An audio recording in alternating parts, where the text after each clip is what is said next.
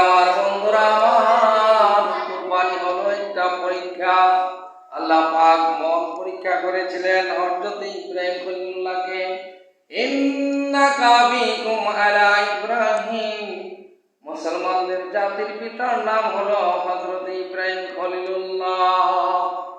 বাবাজিরা, আল্লাহ পাক রব্বুল আলামিন কোরআনে ঘোষণা করেছেন, লা ইয়ানালাল্লাহু লুহুমুহা ওয়ালা দিমাউহা ওয়ালাকিন ইয়ানালুহুত তাকওয়া মিনকুম।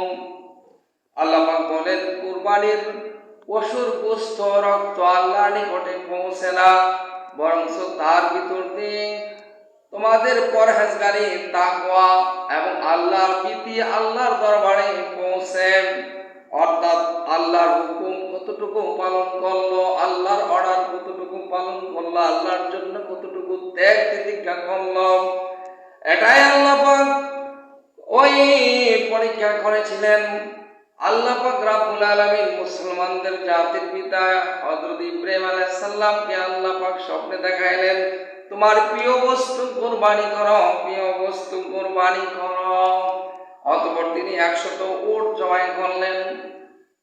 তারপর স্বপ্নে দেখলেন, তোমার প্রিয় বস্তু কুরবানি করো, আবার 100 উট জবাই করলেন। তারপরে স্বপ্নে দেখলেন, তোমার প্রিয় বস্তু কুরবানি করে। 3বার স্বপ্নে দেখার পরে তিনি চিন্তা করলেন, আমার কাছে আমার পুত্র ইসমাইল তো আমার কাছে সবচেয়ে প্রিয়।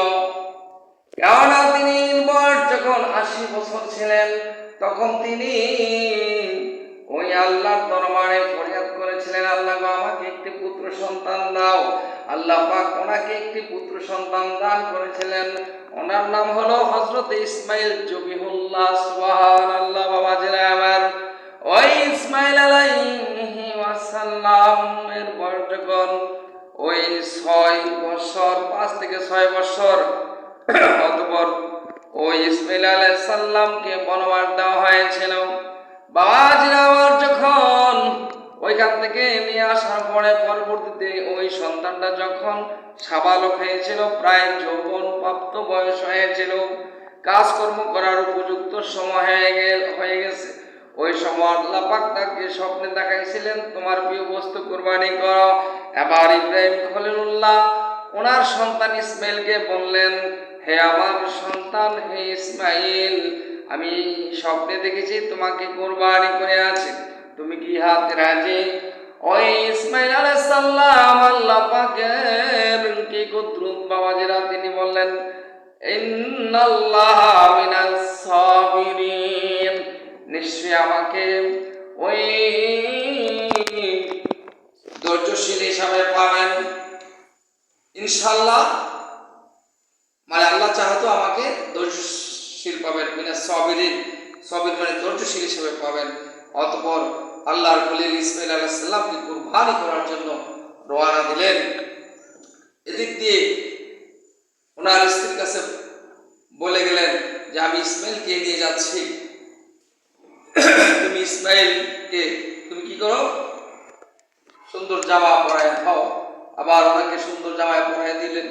এবার ইসমাইল আলাইহিস সালামকে নিয়ে যাচ্ছেন কুরবানি করার জন্য। রাস্তার মধ্যে শয়তান ধোঁকা দিল, ডাক দিল, হে ইসমাইল, তোমাকে তো জবাই করার জন্য নিয়ে যাচ্ছে। তখন না, তিনি বললেন, না, আমার পিতা আমাকে যা কিছু করবে ভালোর জন্যই করবে, খারাপের জন্য করবে না। তুমি কে? তুমি তো দেখছি তুমি তো শয়তান। তখন এই শয়তানকে তিনি পাথর কঙ্কন নিক্ষেপ করলেন। অতঃপর পিতার সাথে তিনি শামিল হয়ে গেলেন। অতঃপর আল্লাহর বিরুদ্ধে হযরতে ইসমাইল আলাইহিস সালামকে যখন ইব্রাহিম আলাইহিস সালাম ছুরি চালাইলেন, ছুরি চালাইবে, এই মুহূর্তে ইসমাইল আলাইহিস সালাম বললেন, হে আমার আব্বাজান, আপনি আমার চেহারার দিকে তাকালে হয়তো মায়া লাগতে পারে, আপনার মনে ভালোবাসা জাগতে পারে, প্রেম জাগতে পারে, হয়তো আমাকে কুরবানি নাও করতে পারেন। আপনি আমার চক্ষু, আমার মুখ মণ্ডলকে আপনি একটু বেঁধে নেন, যাতে আমাকে দেখলে আপনার মায়া না লাগে। আল্লাহর পুত্র তো ইসমাইল আলাইহিস সালাম রাজি। ইব্রাহিম খলিলুল্লাহ তিনি যখন ছুরি চালালেন, আল্লাহ পাক হুকুম বললেন ছুরিকে, ইব্রাহিম হে ছুরি, ইসমাইলের জন্য ওই ইসমাইলের যেন একটি পশম না কাটে। সঙ্গে সঙ্গে ডাক দিলেন, হে জিব্রাইল, এই মুহূর্তে জান্নাত থেকে দুম্বা নিয়ে যাও। সূরা সাফফাতের 107 নম্বর আয়াতের মধ্যে আছে আল্লাহ পাক নিষ্ঠুপিষ্ট মোটা তাজা একটি সুন্দর দুম্বা নিয়ে ইসমাইল আলাইহিস সালামকে পাঠিয়ে দিলেন। ইসমাইল আলাইহিস সালামের পরিবর্তে দুম্বা পাঠিয়ে দিলেন। হযরত জিবরাইল আলাইহিস সালাম তৎক্ষণাৎ অতি তাড়াতাড়ি দ্রুত গতিতে সে দুম্বাটা নিয়ে আসলেন। ইসমাইল আলাইহিস সালাম অতঃপর ওই ইসমাইল আলাইহিস সালাম যখন ছুরি ধরলেন, ছুরি লাগে না, অতঃপর সে কি করলেন, সে দুম্বাটাকে তিনি কুরবানি করে দিলেন। ইসমাইলকে তিনি সরাই দিলেন। এইভাবে কুরবানি হয়েছে দুম্বা ইসমাইল আলাইহিস সালামের পরিবর্তে। কারণ এই ছুরিটা যখন চলে না, ছুরিটা একটা পাথরের মধ্যে নিক্ষেপ করার পরে পাথরটা দুইটা ভাগ হয়ে গেছে। সুবহানাল্লাহ। কাজে এতে প্রমাণিত হয় আল্লাহ পাক মন পরীক্ষা করেছেন। এই জন্য আল্লাহ পাক কোরআনে বলেছেন, লা ইয়ানাল্লাহ লুহুমুহা ওয়ালা দিমাউহা ওয়ালাকিন ইয়ানাল্লাহু তাকওয়া মিনকুম।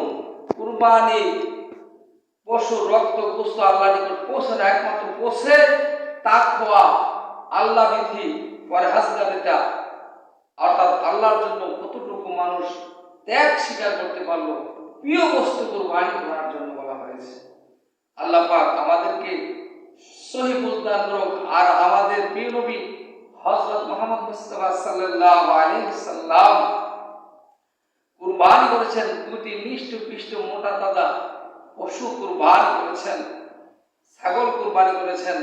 আন আবি হুরায়রা রাদিয়াল্লাহু আনহু ক্বালা রাসূলুল্লাহ সাল্লাল্লাহু আলাইহি সাল্লাম ইজাতুহা তাবি কাফশাইনা আকরানাইনা আমরাইনা মাউদু আইনে।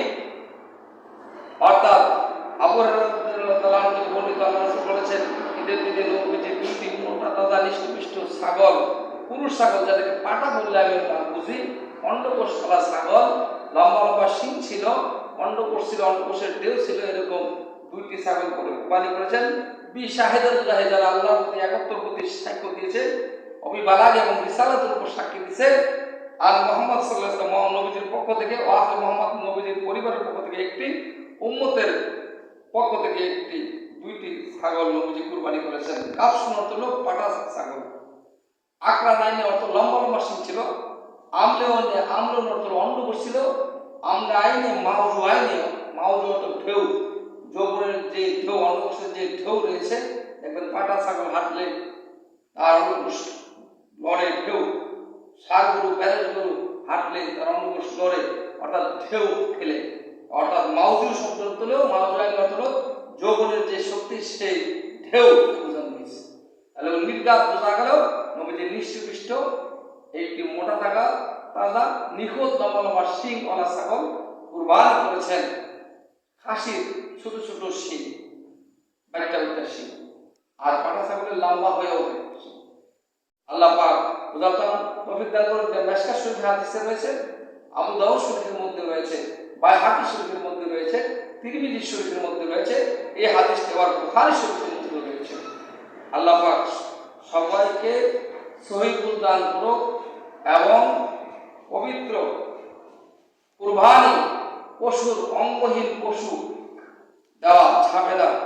কেননা রাসূল সাল্লাল্লাহু আলাইহি সাল্লামকে বলা হয়েছে, রুবি আন যায়েদ ইবনে আরকাম রাদিয়াল্লাহু তাআলা আনহু ক্বালা আসহাবু রাসূলুল্লাহ সাল্লাল্লাহু আলাইহি ওয়াসাল্লাম মা হাযিহিল আজাই ক্বালা সুন্নাতু আবিকুম ইব্রাহিম ক্বালা ফামা লানা ফিহা ইয়া রাসূলুল্লাহ সাল্লাল্লাহু আলাইহি ওয়াসাল্লাম ক্বালা বিকুল্লি শারাতিন হাসানা সামিমু দাহায়াকুম ফা ইন্নাহা আলা সিরাতিল মাতায়াকুম ওয়ালা তাজবাহু আজফা ওয়ালা আরজা ওয়ালা আওরা ওয়ালা মাকতুআ আল উজুনিল ওয়ালা ওয়াহিদা।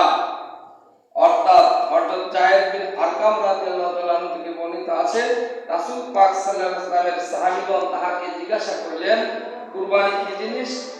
নবীজি উত্তর করলেন, ইহা তোমাদের পিতা ইব্রাহিম আলাইহিস সালামের সুন্নাত সাহাবীগণ বললেন, ইহাতে আমাদের কি ফল হইবে? রাসূল সাল্লাল্লাহু আলাইহি ওয়াসাল্লাম উত্তর করলেন, কুরবানির পশুর প্রত্যেকটি পশমের বদলে একটি করিয়া নেকি হইবে। আপনারা সকল মোটাতাজা পশু কুরবানি করুন, রওনা ওঠা তুলসিরাতে আপনাদের সওয়ারি হইবে। আপনারা কিস পঙ্গু, চক্ষুহীন, অঙ্গহীন ও কোনো কান কাটা পশু কুরবানি করবেন না, যদি একটিও কাটা হয়, একটিও অঙ্গ কাটা হয়। এই যে আল্লাহ কি বলেছে, ওয়ালা মাকতু আতাল উজুনি ওয়ালা ওয়াহিদা অর্থাৎ মানে একটা অঙ্গ কাটা যাবে না। তাহলে নির্ঘাত হাদিসে পাকের মধ্যে রয়েছে নিখুঁত পশু নবীজি কুরবানির কথা উল্লেখ করেছেন। আল্লাহ পাক আমাদেরকে বুঝার তৌফিক দান করুন। আসসালামু আলাইকুম ওয়া রাহমাতুল্লাহ।